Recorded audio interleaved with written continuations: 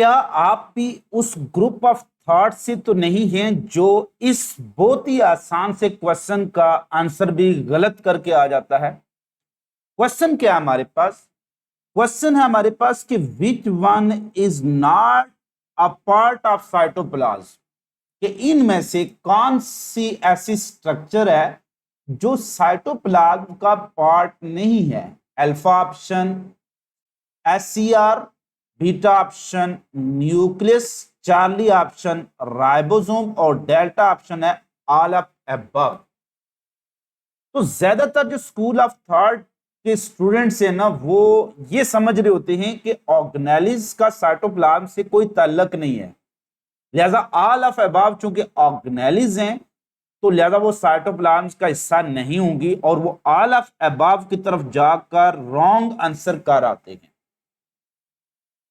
Cytoplasmic organelles और nucleus में basic फर्क क्या है? ये क्वेश्चन में ऐसे पूछ लूं, विच one of the following is not a cytoplasmic organelle, तो फिर आंसर न्यूक्लियस निकलेगा। इसके अलावा बड़े इंपॉर्टेंट कंसेप्ट, प्रोटोप्लाज्म क्या है, प्रोटोप्लास्ट क्या है, न्यूरोप्लाज्म क्या है, एक्सोप्लाज्म क्या है, और इसके साथ ही डेंड्रोप्लाज्म क्या है, और कुछ टर्म्स के किस तरह से साइटोप्लाज्म की केमिकल कंपोजिशन कोरिलेट कर रही होती है ब्लड प्लाज्म या ब्लड प्लाज्मा की केमिकल कंपोजिशन से। सो आप समझ चुके होंगे आज जो टॉपिक मैं डिस्कस करने जा रहा हूं one of the most important topic भी है और सेल की एक इंपॉर्टेंट स्ट्रक्चर और कंपोनेंट है। प्रोटोप्लाज्म का one of the most important segment है, that is called cytoplasm. So physiochemical nature of cytoplasm आज की डिस्कशन होगी। अगर आप इस वीडियो को डिटेल से देख लें तो मैं आपको इस चीज की गारंटी देता हूं कि आप कहीं भी टीच कर रहे हो, आपसे साइटोप्लाज्म से रिलेटेड कोई भी क्वेश्चन आता है तो उसको आप गलत आंसर नहीं करेंगे। सो साइटोप्लाज्म को हम डिफाइन कैसे करेंगे, पहले भी बहुत बार डिस्कस कर चुका हूं। डेफिनेशन के लिए आपने हमेशा कहां पर जाना है, उस टर्म को एक्सप्लोर करना है। साइटो वर्ड हमेशा किससे रिलेटेड होता है? सेल से, और प्लाज्म का मतलब होता है fluid. So literal meaning of cytoplasm are cell fluid, a fluid like component of cell is called cytoplasm। लेकिन अगर हम इसको डिटेल में देखें, अगर साइटोप्लाज्म को हम डिटेल में देखें तो किसी भी सेल के बाहर होती है आउटर लिविंग बाउंड्री, उसको हम कहते हैं प्लाज्मोलीमा या प्लाज्मा मेम्ब्रेन। सेंटर में होता है न्यूक्लियस या nucleoid, nucleus in case of eukaryotic cell और nucleoid in case of prokaryotic cell. So ये एक फ्लूइड लाइक कंपोनेंट है जो यहां से लेकर यहां तक ये सारा एरिया जो होता है, ये fluid like component of cell कहां पर मौजूद है? Between plasma membrane and nuclear membrane और न्यूक्लियाइड। यूकैरियोट की सूरत में ये क्या होगी? न्यूक्लियर मेम्ब्रेन, और प्रोकैरियोट की सूरत में क्योंकि न्यूक्लियर मेम्ब्रेन नहीं होती है तो सेंटर में क्या होता है? न्यूक्लियाइड। जैसे मैं बात करूं बैक्टीरिया की, तो बैक्टीरिया के ये सेंटर में न्यूक्लियस नहीं है बल्कि क्या? न्यूक्लियस लाइक एक बॉडी है जिसको न्यूक्लियाइड कह रही होती है। Clear? So what is the actually location of cytoplasm? In between nuclear membrane and plasma membrane. So यहां से एक बात कंफर्म होगी कि nucleus is not included in cytoplasm, क्योंकि साइटोप्लाज्म पार्ट ही वही है जो न्यूक्लियस और प्लाज्मा मेम्ब्रेन के दरमियान है, न्यूक्लियस इसमें इंक्लूड नहीं है। सो nucleus is not a cytoplasmic organelles, very important. Nucleus is not a cytoplasmic organelles. इसको ध्यान में रखना, जो बायोलॉजी प्लस कोर्स में मैं आपको हिंट बता रहा हूँ ना, और आगे बहुत से पॉइंट हमने डिस्कस करने हैं, कंसेप्चुअल क्वेश्चन डिस्कस करने हैं जिनका ताल्लुक किससे होगा, ये पॉइंट मस्ट याद रखना। Which one is non cytoplasmic organelle? वो न्यूक्लियस है। क्लियर? सो बात करते हैं sarcoplasm, neuroplasm, axoplasm, all of above. Question आ जाता है आपसे, which one of the following term is related with cytoplasm? All of above, ये सारी टर्म साइटोप्लाज्म से रिलेटेड हैं। साइटोप्लाज्म ऑफ मसल, तो मसल के लिए वर्ड सार्कोप्लाज्म, तो cytoplasm of muscle cell is called sarcoplasm. It differ from normal cytoplasm on basis of chemical composition. Cytoplasm of neuron cell is called neuroplasm and cytoplasm of axon is called exoplasm. Cytoplasm of dendron is called dendroplasm. बिल्कुल देखें, neuron cell की cell body होती है, उसमें जो cytoplasm होगा उसको कहेंगे न्यूरोप्लाज्म, और कुछ जो साइटोप्लाज्म ऑफ सेल बॉडी है वो एक्सटेंड कर जाता है डेंड्राइट के अंदर या डेंड्रॉन के अंदर, उसको डेंड्रोप्लाज्म, और एक्सॉन के अंदर तो एक्सोप्लाज्म। नेक्स्ट एक और वेरी इंपॉर्टेंट टर्म वो है protoplasm, protoplast, both A and B. Must remember that कि प्रोटोप्लाज्म को हम कहते हैं living component of cell, living component of cell. यही टर्म हम प्रोटोप्लाज्म के लिए भी यूज करते हैं। प्रोटोप्लास्ट और प्रोटोप्लास्ट में अगर हम देखें तो डेफिनेशन या स्ट्रक्चर वाइज कोई डिफरेंस नहीं है, both are actually living content of cell. तो फिर फर्क क्या हुआ?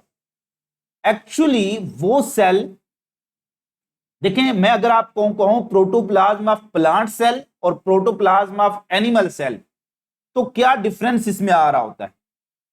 केमिकली तो कोई डिफरेंस नहीं है, लेकिन अगर हम इसको डिफरेंशिएट करना चाहते हैं कि ये प्लांट सेल से ताल्लुक रखता है, ये बैक्टीरियल सेल से ताल्लुक रखता है, तो फिर हम टर्म थोड़ी सी डिफरेंट यूज करते हैं। थोड़ा गौर करना। You know that plant cell में, बैक्टीरियल सेल में, फंगल सेल में, एल्गल सेल में आउटर मोस्ट बाउंड्री क्या होती है? Cell wall.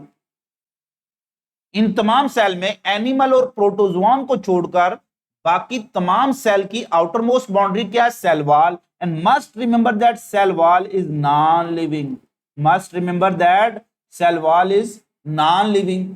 सो प्लाज्मा मेम्ब्रेन की मैंने डेफिनेशन क्या बताई थी, वापस आप प्लाज्मा मेम्ब्रेन की वीडियो देख सकते हैं। प्लाज्मा मेम्ब्रेन की मैंने डेफिनेशन करवाई थी कि outermost living boundary of all cell, तो तमाम सेल की लिविंग बाउंड्री क्या कहलाएगी? Plasma membrane. सो वो प्लाज्मा मेम्ब्रेन भी किसका पार्ट होती है? क्योंकि लिविंग कंपोनेंट है, तो उसको हम प्रोटोप्लाज्म में इंक्लूड करते हैं, उसको भी हम प्रोटोप्लाज्म में इंक्लूड करते हैं। सेल वॉल को तो नहीं इंक्लूड करेंगे। सो सेल वॉल क्या है? Non living part. अब एक प्लांट सेल है, उसमें से सेल वॉल खत्म कर दें, प्लांट सेल है उसमें से सेल वॉल खत्म कर दें, कोई भी प्लांट सेल या कोई भी ऐसा सेल है जिसमें सेल वॉल है, उसमें से माइनस सेल वॉल कर लें, एंजाइम डालें, उसकी सेल वॉल को डाइजेस्ट कर दें, पीछे क्या बचेगा? क्योंकि सेल में दो पार्ट हो गए ना, प्लांट सेल में लिविंग और नॉन लिविंग पार्ट है। नॉन लिविंग पार्ट क्या आ गया? Cell wall. और लिविंग पार्ट क्या है? प्लाज्मा मेम्ब्रेन और उसके अंदर जो भी समाया हुआ है। और प्लाज्मा मेम्ब्रेन के अंदर क्या चीज समाई हुई है? न्यूक्लियस है और साइटोप्लाज्म है। इट्स मीन ये तीनों चीजें लिविंग होगी, cell wall, cell membrane, cell membrane, plasma membrane जिसको हम कहते हैं प्लाज्मा मेम्ब्रेन, साइटोप्लाज्म और न्यूक्लियस, ये तीनों चीजें क्या होगी? लिविंग। तमाम सेल में यही तीन चीजें लिविंग है। लेकिन प्लांट सेल में या ऐसे सेल जिनमें सेल वॉल है, उनमें इस लिविंग के बाहर एक नॉन लिविंग चीज भी है, सेल वॉल। अगर एक ऐसा प्लांट सेल है जिसकी हमने सेल वॉल खुद उतारी है, तो पीछे उसके क्या रह गया? सिर्फ लिविंग कंपाउंड रह गया ना। अब हम इस चीज को डिफरेंशिएट करने के लिए कि ये कोई प्लांट सेल था जिनमें से सेल वॉल हमने निकाली है, ये कोई बैक्टीरियल सेल था जिसमें हमने सेल वॉल, क्योंकि हमने सेल वॉल को हमने शामिल नहीं करना प्रोटोप्लाज्म, इसलिए जिन सेल में सेल वॉल होगी उसमें प्रोटोप्लाज्म के लिए टर्म प्रोटोप्लास्ट यूज कर लेंगे, बाकी कोई टेक्निकल डिफरेंस नहीं है। तो cell without cell wall is called protoplast. क्यों? क्योंकि बाकी सारा कंपोनेंट क्या है उसका? Living component. So living component of animal cell या in general cell, living component of cell उसको हम प्रोटोप्लाज्म ही कहेंगे।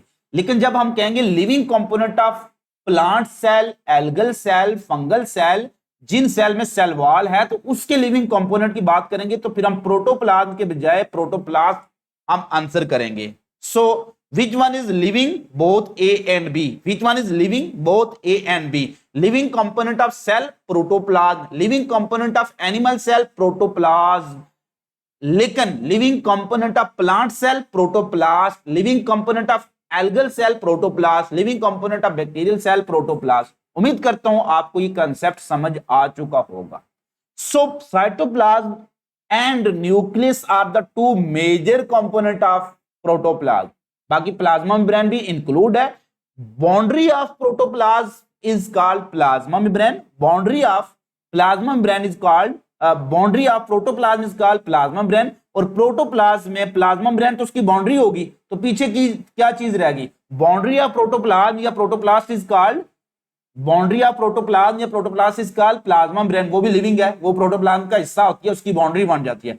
बाकी चीजें क्या रहेगी पीछे, साइटोप्लाज्म रह गया, और साइटोप्लाज्म के बाद सेंटर में क्या आता है, न्यूक्लियस।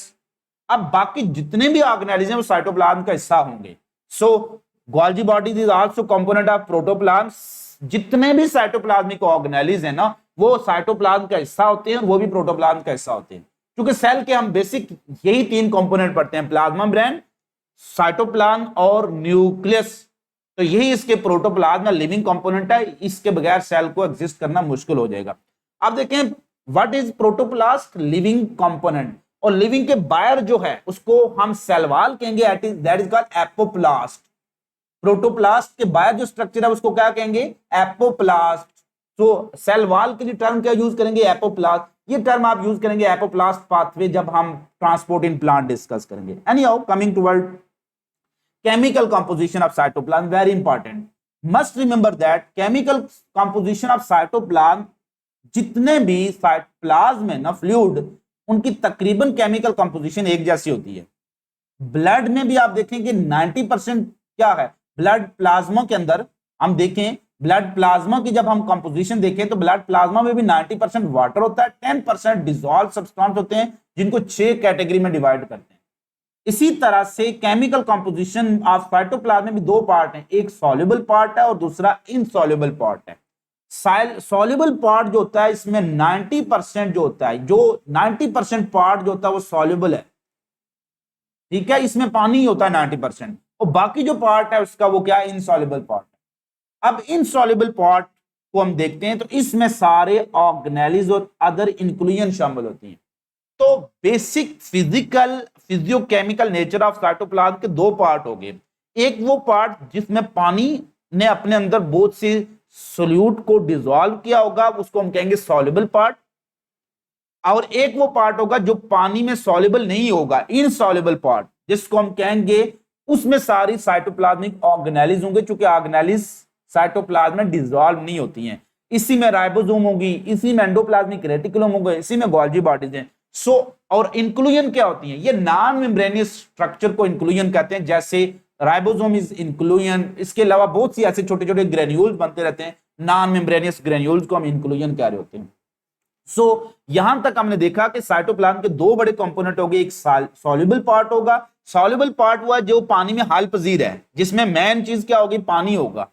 अब हम सॉल्युबल पार्ट को देखेंगे तो इसमें चूंकि 2 चीजें हैं, सॉल्युबल पार्ट में क्या चीजें होंगी, 2 होंगी, एक इसमें होगा पानी, 90% पानी होता है, और बाकी क्या होंगे, डिसॉल्व सोल्यूट, जो इसके अंदर हालशुदा चीजें, डिसॉल्व सोल्यूट्स होंगे। क्लियर। अब मैं आपको एक डिफरेंस बताता हूं, आप पानी के अंदर नमक डालें, उसको डिसॉल्व कर लें, नमक आपको नजर आता है, नहीं नजर आता है। पानी क्या है, सॉल्वेंट, नमक क्या है, सोल्यूट है। तो ऐसा सॉल्यूशन जिसमें सोल्यूट के पार्टिकल नजर ना आए उसको कहते हैं ट्रू सॉल्यूशन।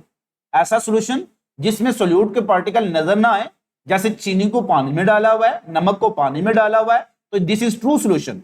क्योंकि इसमें सोल्यूट के पार्टिकल इतने छोटे हैं कि वो नेकेड आई से नजर नहीं आएंगे। So solution in which solute particle are not visible are called true solution. इसलिए small molecule and ions always form true solution, क्योंकि वो नजर नहीं आएंगे। तो small molecule and ions always form true solution। जबकि कोलाइडल solution, मैं आपको एग्जांपल देता हूं कि आप जेल को, शहद को पानी में हल करते हैं, शहद को बहुत ज्यादा शहद लेकर पानी में हल कर लें, आप देखें कुछ ना कुछ आपको शहद नजर आ रहा होगा। इसके अलावा एक और एग्जांपल हम जेल की ले लेते हैं, एग एल्ब्यूमिन ले लें, उसको पानी में डिसॉल्व कर लें, तो वहां पर सोल्यूट के पार्टिकल डिसॉल्व तो हो जाएंगे, लेकिन उनका साइज इंटरमीडिएट है, बहुत छोटा नहीं है कि आपको नजर ना आए, आपको नजर आ जाएंगे, उसको कहेंगे कोलाइडल सॉल्यूशन। तो small part molecule and ion, ये एमसीक्यूज अक्सर आ जाता है, in cytoplasm small molecule and ion always form true solution while large molecule form colloidal solution. अब कोलाइडल सॉल्यूशन अगर क्या है, वो नॉन विस्कस है, इतना ज्यादा गाढ़ा नहीं है, तो उसको साइटोसोल कहेंगे। और अगर वो ज्यादा गाढ़ा है, शहद की तरह विस्कोसिटी उसकी ज्यादा है, तो उसको साइटोजेल कहेंगे। ये आपस में इंटरकन्वर्ट होते रहते हैं, जिसकी वजह से साइक्लोसिस मूवमेंट होती है। अब हम आते हैं फंक्शंस ऑफ साइटोप्लाज्म। साइटोप्लाज्म क्या फंक्शन परफॉर्म करता है? Very important, it is a store house of vital chemical like glycogen. Liver cell, muscle cell में हमेशा क्या होती है? ग्लाइकोजन स्टोर होती है। Glycogen stored in muscle cell cytoplasm, that is called sarcoplasm. Neuroplasm, तो brain cells, liver cells, muscle cell में क्या होती है? ग्लाइकोजन स्टोर होती है। तो साइटोप्लाज्म एक तरफ स्टोर हाउस का काम कर रहा है, दूसरी तरफ इसका दूसरा फंक्शन है site for certain metabolic processes like glycolysis and protein formation. Very important, चाहे जो भी सेल हो, प्रोकैरियोटिक है, यूकैरियोटिक है, in every cell glycolysis is limited to cytoplasm का कौन से पार्ट जिसमें पानी होगा? साइटोसोल। तो हमेशा ग्लाइकोलाइसिस कहां होगी? साइटोसोल में, साइटोप्लाज्म के उस हिस्से में जिसमें पानी मौजूद है, ठीक है, सॉल्युबल पार्ट में होगी। तो so glycolysis always take place in cytosol. Why? Because enzyme required for glycolysis are present only in cytoplasm. फिर ट्रांसलेशन हमेशा किस में होगी? साइटोप्लाज्म में, क्योंकि सारी राइबोसोम कहां मौजूद हैं? वो साइटोप्लाज्म में या आर की सरफेस के ऊपर, तो वो एक्चुअली साइटोप्लाज्म में ही होंगी। तो जो भी सेल हो, regardless of cell, glycolysis in bacterial cell फिर भी cytoplasm, glycolysis in plant cell फिर भी साइटोप्लाज्म, एनिमल सेल फिर भी cytoplasm, protein formation in all cell cytoplasm. एक और कंसेप्ट आपको बता दूं बेटा, प्रोकैरियोटिक सेल में न्यूक्लियस नहीं होता। प्रोकैरियोटिक सेल में न्यूक्लियस नहीं होता, उसमें मेम्ब्रेन बाउंड ऑर्गेनेल्स भी नहीं होते हैं। इसलिए वो तमाम फंक्शन जो यूकैरियोटिक सेल में ऑर्गेनेल्स के फ्लूइड लाइक पार्ट में हो रहे होते हैं, वो प्रोकैरियोटिक सेल में साइटोप्लाज्म में होंगे। जैसे Calvin cycle in plant cell कहां होगा? Stroma of chloroplast. बैक्टीरिया में कहां होगा? साइटोप्लाज्म में। क्रेब्स साइकिल कहां होता है? माइटोकॉन्ड्रियल मैट्रिक्स में। प्रोकैरियोटिक सेल में कहां होगा? साइटोप्लाज्म में। डीएनए रेप्लिकेशन यूकैरियोटिक सेल में कहां होगी? न्यूक्लियोप्लाज्म के अंदर। प्लांट और प्रोकैरियोटिक सेल में कहां होंगी? साइटोप्लाज्म। इसलिए वो तमाम ऑर्गेनेल, वो तमाम फंक्शन जो यूकैरियोटिक सेल के ऑर्गेनेल्स के फ्लूइड लाइक पार्ट में हो रहे होते हैं, वो हमेशा प्रोकैरियोट में साइटोप्लाज्म में होंगे। सो प्रोकैरियोट का साइटोप्लाज्म बहुत से फंक्शन परफॉर्म करता है। अब प्रोकैरियोट का साइटोप्लाज्म डिफर करता है यूकैरियोट के साइटोप्लाज्म से। कैसे? एक प्रोकैरियोट के साइटोप्लाज्म में कोई मेम्ब्रेन बाउंड ऑर्गेनेल्स नहीं है, और दूसरा साइटोस्केलेटन नहीं है, और वो मोस्टली जेल लाइक होता है। चूंकि न्यूक्लियर मेम्ब्रेन नहीं है, तो न्यूक्लियस की सारी चीजें साइटोप्लाज्म में जो उसको विस्कस बना देती हैं। और यूकैरियोटिक सेल में जो पेरिफेरल पार्ट होता है वो हमेशा जेल लाइक होता है और सेंट्रल सोल होता है। सो आखिर में कंटेन सेवरल ऑर्गेनेल्स। सारे साइटोप्लाज्मिक ऑर्गेनेल्स किस में मौजूद होते हैं? साइटोप्लाज्म में। इनमें से कुछ ऑर्गेनेल्स ऐसे होते हैं जो फिक्स नहीं होते हैं, जैसे एंडोप्लाज्मिक रेटिकुलम फिक्स ऑर्गेनेल्स है, गोल्जी बॉडीज फिक्स हैं। लेकिन बाकी ऑर्गेनेल्स जो होते हैं वो रोटेट करते रहते हैं, मूव करते रहते हैं। जैसे माइटोकॉन्ड्रिया, क्लोरोप्लास्ट, ये मूव करते रहते हैं according to their position, change करते हैं। ऐसे ऑर्गेनेल्स को कहते हैं free floating organelles, like mitochondria, chloroplast, peroxisome, glyoxysome, lysosome. वो आप पढ़ रहे होते हैं ना कि वो जो लाइसोसोम है वो मूव कर रहे होते हैं, वो पहले प्राइमरी लाइसोसोम, सेकेंडरी लाइसोसोम, कहां गोल्जी बॉडी से वेसिकल निकलते हैं, तो ये मूव करते रहते हैं। ये मूवमेंट होती है due to movement of cytoplasm. जैसे मैं आपको एक एग्जांपल दूं कि एक दरिया के अंदर एक बंवर बना हुआ है। बंवर पता है ना, साइक्लोन जो आते हैं, ऐसे गिरदाव जिनको कहते हैं, चक्कर जिनको कहते हैं, तो वो जो चक्कर बनता है ना, उस चक्कर में जो भी चीज आएगी वो भी ऐसे घूमना शुरू कर देगी। तो एक्चुअली साइटोप्लाज्म ऐसे ही साइक्लोसिस मूवमेंट शो करता रहता है, और इस साइक्लोसिस मूवमेंट की वजह से हर चीज जो साइटोप्लाज्म में फिक्स नहीं है वो भी मूव करेगी। इसको कहेंगे फ्री फ्लोटिंग मूवमेंट या साइक्लोसिस, और this is active movement of cytoplasm. इसमें साइटोप्लाज्म एनर्जी यूज करता है। यहां पर मैंने आपके सामने ये साइक्लोसिस की एक एनिमेशन ऐड किया है। ये देखने साइटोप्लाज्म मूव कर रहा है। कैसे मूव कर रहा है? वो ऐसे राउंड चक्कर लगा रहा है। तो जब साइटोप्लाज्म मूव कर रहा है तो तमाम ऑर्गेनेलिज को भी वो क्या कर रहा है, तमाम ऑर्गेनेलिज को साइटोप्लाज्म यहां पर आप देख सकते हैं वो क्या कर रहा है, अपने साथ ही बहा के ले जा रहा है ऐसे। तो सो याद रखना कि cyclosis is active movement of cytoplasm और this active movement is responsible for flow of और movement of all free floating organelles like mitochondria and chloroplast. क्यों? क्लोरोप्लास्ट ने अपने आप को वहां एडजस्ट करना होता है जहां पर लाइट ज्यादा है। तो जिस साइड अगर लाइट इस साइड से ज्यादा पड़ रही है तो क्लोरोप्लास्ट यहां से मूव करता हुआ इधर आ जाएगा। इस मूवमेंट को आप सेकंड ईयर में पढ़ेंगे और बिल्कुल ट्रांसपोर्ट इन प्लांट में फोटोटेक्टिक मूवमेंट। क्लियर? तो साइक्लोसिस में जो ऑर्गेनेलिज इन्वॉल्व में साइटोप्लाज्म के वो हैं साइटोस्केलेटन, उसमें होते हैं जो मायोफिलामेंट्स होते हैं बिल्कुल जिसको हम कहते हैं माइक्रोफिलामेंट। तो साइटोस्केलेटन के माइक्रोफिलामेंट एक्टिन और मायोसिन प्रोटीन के बने होते हैं। ये कंट्रैक्टाइल प्रोटीन होती हैं, ये एटीपी यूज करके ये साइक्लोसिस करवा रही होती हैं। सो यहां तक ये हमारे पास टॉपिक था physiochemical nature of cytoplasm, difference of prokaryotic और यूकैरियोटिक साइटोप्लाज्म बहुत से हैं, फिजिकल डिफरेंस भी हैं और स्ट्रक्चरल डिफरेंस भी हैं और फिजियोलॉजिकल डिफरेंस भी हैं। तो ये आपने मस्त याद रखने हैं क्योंकि एंट्री टेस्ट में या किसी भी बायोलॉजी से रिलेटेड टेस्ट में पूछे जाते हैं। अगर आपको ये वीडियो पसंद आई है तो काइंडली मेरे चैनल को जरूर सब्सक्राइब कर लें। जो लोग फेसबुक पर देख रहे हैं इसको और तो मेरा यूट्यूब चैनल है, उसको लिंक भी मैं कमेंट सेक्शन में दे दूंगा। वो through the courtesy of biology lover page, उनके थ्रू मैं आप तक ये लिंक पहुंचा दूंगा, या फिर आप प्रोफेसर इमरान खान के नाम से यूट्यूब चैनल सर्च करके उसको सब्सक्राइब जरूर कर लें। बिकॉज मैं बायोलॉजी प्लस कोर्स जो आपके लिए ला रहा हूं और उसमें वीडियो रिकॉर्ड करने जा रहा हूं वो आपके लिए एक अमेजिंग गिफ्ट होगा। अपना बहुत ज्यादा ख्याल रखिएगा, खुश रहिएगा, खुश रखिएगा, दुआ में याद रखिएगा। फिर मिलेंगे चलते चलते।